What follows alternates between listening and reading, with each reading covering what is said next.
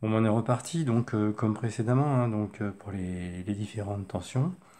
Euh, je vous laisse le temps de les flécher. Et ici, ce que je vais vous demander, c'est de les nommer par rapport au nom que vous avez donné, les unités de grandeur.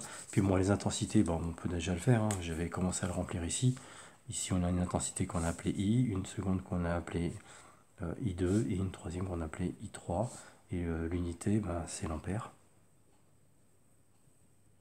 Et qu'on note A comme d'habitude. Ok. Voilà, donc pour les tensions, je vous laisse 2 secondes pour éventuellement faire pause si vous ne l'avez pas fait. Et puis flécher les tensions et nommer ces tensions dans le tableau qui est ici en rappelant les unités. Voilà.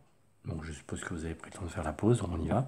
Donc on a une première tension délivrée par le générateur ici, qui a la différence de potentiel entre VD et VA. D'accord.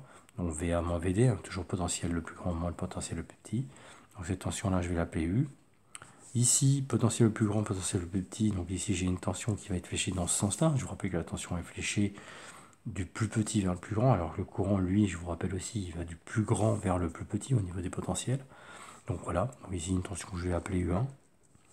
Donc ici, potentiel VB, générateur étant là, un potentiel le plus grand, c'est VA, mais après VB est forcément plus grand que VC, donc du coup, ma tension U2 qui sera fléchée de la sorte. Puis enfin, la tension aux bornes de R4 et de R3, en fait, on voit bien que la différence de potentiel qui est entre les deux bornes ici, c'est la même. Hein. On voit bien qu'ici, le potentiel est rose là aussi, là il est bleu là aussi, donc par conséquent, la tension qui sera ici, la tension qui sera la même, qui sera là, pardon, sera la même. Donc ici, une tension qui sera fléchée donc, du plus petit vers le plus grand. Et je vais l'appeler, regardez bien, je vais l'appeler U34. Je vais faire exprès de l'appeler U34 puisque elle est à la fois aux bornes de R3 et aux bornes de R4. Donc je vais l'appeler U34. Donc on va référencer ici les différentes tensions. Donc j'ai la tension U, j'ai la tension U1, j'ai la tension U2, j'ai la tension U34. Voilà, donc pour les différentes tensions. Et puis là, évidemment, cette case-là, on ne va pas la remplir puisqu'il n'y a pas d'autre tension que celle-ci. Je vous rappelle aussi, donc, la tension se mesure en volts, l'unité de grandeur c'est le V.